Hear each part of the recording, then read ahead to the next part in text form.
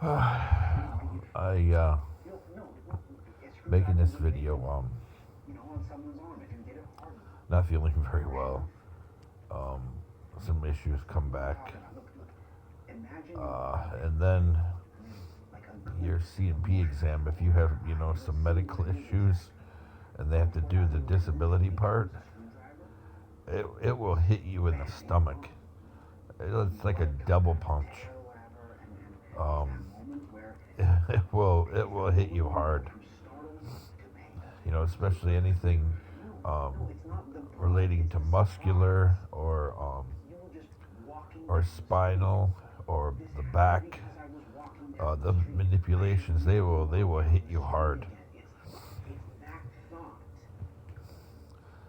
And for me, when I get thrown into these episodes of swelling and pain, and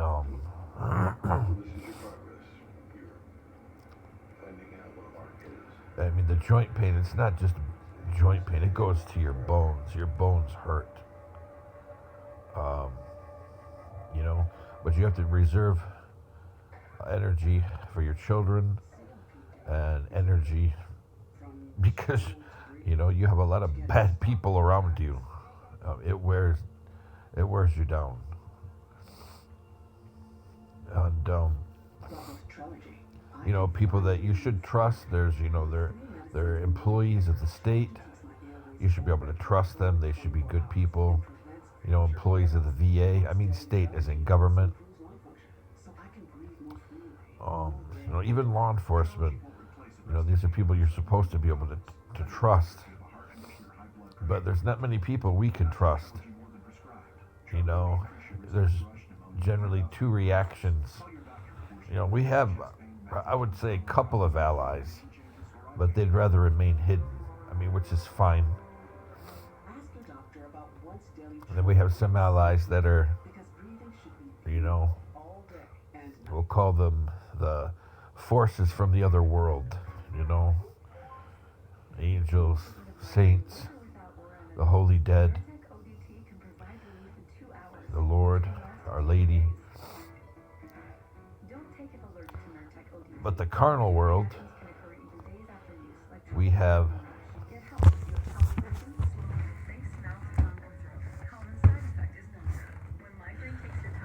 the carnal world. We we have either people who ignore what's going on, and generally the gaslighting involves trying to point a finger at me, that I'm that I have anxiety or what's the word? That one social worker overthinking, like she's more intelligent than me. She calls it overthinking. It's not. That's not overthinking. When you anticipate people's steps, that's called knowledge. And in some situations, when it's dealing with spiritual thing, it's called foreknowledge or a word of knowledge. It's a spiritual gift. And people will try to chip away, or try to, how can I put it, publicly chip away at your sanity. Some people use these videos that I'm doing as a means, oh, what's that guy talking about? He's out of his... I don't care. As long as I'm true to the Lord, to the church, to my children, that's all that matters. As long as I keep my oaths that I took long time ago in a recruiting station, and then again at a recruit training command. As long as I keep those oaths. As long as I keep the oaths I took with the Census Bureau when I worked on the census. As long as I keep my oaths, that's all that matters. As long as I keep to my consecration oath, that's all that matters. Now, sometimes you'll make mistakes. It's obvious during my consecration that there's a spiritual battle going on. And sometimes I can be arrogant. Sometimes I can sin. Sometimes I can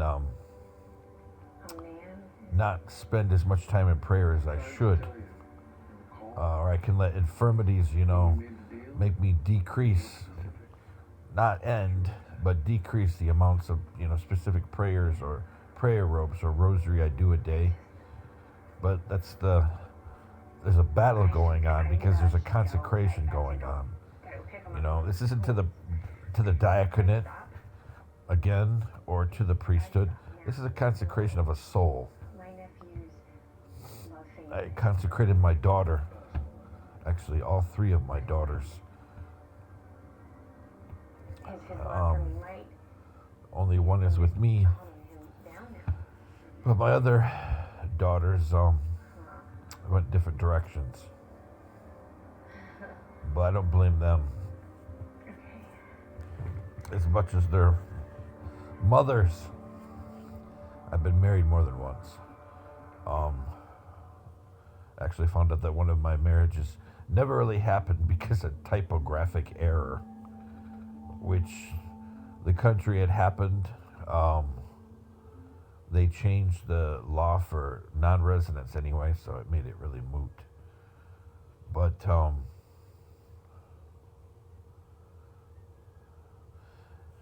anyway, so hopefully at least one of my daughters, people won't interfere in their consecration. I don't know if she was secretly baptized when she stayed with family or not. I would hope not. They never said it happened, but I don't really know, But she was consecrated a long time ago and given an emergency baptism as I wasn't under a bishop at the time. So as a deacon doing a baptism and you're not under a bishop, that makes it the baptism licit, but no, it makes it valid but not licit. So that would qualify as an emergency baptism only. But anyway, this video it's about the fact that sometimes when you're targeted, people will start to mess with your voucher any way they can. And we're at the point now. People are messing with their voucher, but again, this isn't just about me. But people would do things like raise the voucher and then create all kinds of ambiguities about the amounts of the voucher, about the utility allowance, about the rental share for the tenant. They'll create all kinds of mud in the water. That way it disenfranchises the tenant who's on the voucher. And I know there's some conservatives that watch this channel, and when they make their comments or they spread around and share and say negative comments about the poor, all they do is show that they do not have Jesus Christ in their heart at all. There is only ice and hatred and anger and contempt. So I bind their spiritual destruction and their animosity and their hatred. Bind it in the name of Jesus Christ, who is the King of mercy and compassion and love, and who taught how people who are vulnerable, people who have fallen, how they can stand up and stay up. And he even healed them to help them do this. The opposite of what people are doing to vulnerable people in the U.S. right now. Perhaps this is why I'm targeted. Because I don't sit in the conservative camp. I don't sit in the liberal camp. I sit in the Holy Spirit camp. I sit in the camp of the catechism, not reinterpreted through my own lens. I sit in the camp where we open the Bible and we put the Bible next to the catechism and we find that there's a perfect match. So that being said, when people like us, when they target the voucher and they will try to make it look like it's your choice, and they'll say, well, you got to move. But when you're poor and you have absolutely no resources, it's not that easy to move. And you could, people could say, oh, hey, here's an agency that's going to help you. But in the end, when you can't find a place because people keep hacking you and messing with your internet and taking the places that you have applied for, it makes the whole thing moot. When people won't step forward. And when people say, oh, well, such and such at the VA said that they would help you. And you say, they're not, they're lying. And then somebody says, oh, well, maybe you can look at this place or that place. It's just a matter of these vouchers are a blessing, and the only thing I agree with conservatives is that this is a tool to get people on their feet. If you can't go back to work or you have a child that's disabled or you're disabled, then the appropriate measures should be taken, so that you can get some kind of a help. My perspective is get some kind of help, so you can get some kind of disability, whether temporary or permanent, and find your maximum medical improvement. And then what kind of job you can do if you want to work for somebody else, or you'll know what kind of business you can have if you'd rather work for yourself.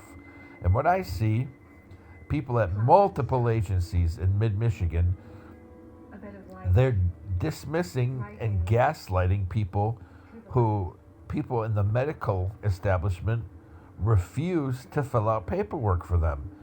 And now, myself, I'm not the only one. I've encountered multiple individuals that nobody will fill anything out. It's because, people refuse to admit that people can be targeted, that people can, have bad intentions for people. And yes, it's possible, even on the community level. I mean, come on. What about all these people that have been timed up? Or what about the people that were Me Too'd? Or what about people that were, targeted because they're single parents and they, the people don't find them fit to be parents? Or what about the people that have went through very public divorces and so the community sides with the one parent or the other? This is just gaslighting that if people say, well, it's beyond me I just can't fathom or believe that people would be organized against on a community level. Duh. What do you think politics is? It's gaslighting. They're gaslighting us. And having been provide evidence to the state of Michigan on their new Michigan bridges on the ISD website, proof from a doctor that he's not going to fill anything out. Go to the VA. The VA doesn't fill anything out for the state. There's vast majority of VA providers don't even have their Medicaid authorization number anymore. And that's the thing that's required by the state. Anybody who's a medical practitioner, actually any kind of practitioner, period, including a social worker, if they don't have a Medicaid authorization number, they can't fill out anything. Nothing. It says right on the documents. I don't know why he couldn't cry with the others. So I'm just saying that in MDHHS, they know about this all the way up to Miss Hurdle. They know this. Or Herzl. They know this. I've informed their chain of command more than a dozen times. And still, workers are allowed to gaslight me. And then you go to the VA. Despite the VA, the past 4 years, slowly bringing in more and more contract providers that still have their Medicaid authorization number, they refuse to use it. Like for power chairs. The process for a power chair is actually faster with a Medicaid provider than it is with the VA. Once they get all the paperwork done, all the I's dotted and the T's crossed, they can get it fairly quickly. There's less bureaucracy than with the VA. Of course, the VA in Saginaw is trying to make it look like one person controls everything. That's not the way it's supposed to be. It's supposed to be a panel that reviews them case by case. And there's supposed to be set criteria, not subjective or ambiguous criteria It's supposed to be well defined in print. But anyway, it would actually be cost effective if the VA would use Medicaid providers and then they would do cost sharing between two departments. That would actually save money. But of course, they won't. But Medicaid and Medicare, it's the same number. You can use the same number for both insurance. But what it means is somebody has been vetted and they have the proper background training, so they can bill the Center for Medicaid and Medicare Studies for various things, which is the apparatus that controls Medicare and Medicaid nationally. But again, the fact of the matter is that, back to the voucher thing, people, they will toy with people's vouchers and have them one step above homelessness, and then some people will be repeatedly homeless. There's a handful of people that we've seen the past 8 years, being in and around Saginaw County. It's the same people homeless every couple months. And some of them, they're struggling to get on their feet, but whether it be their family or agencies, stuff keeps happening to them. And they're killing these people. I've seen it with my own eyes. And every time I offer to testify to the state of Michigan, to our legislature, people block my transmittals, they block my videos, they block me serving people, they block me sending letters to the legislature, they block me calling and leaving voicemails. Because obviously some people in the Tri-County area, they don't want the proper authorities knowing what's going on. It's pretty obvious. And I know we have a conservative legislature, but if conservatism wants to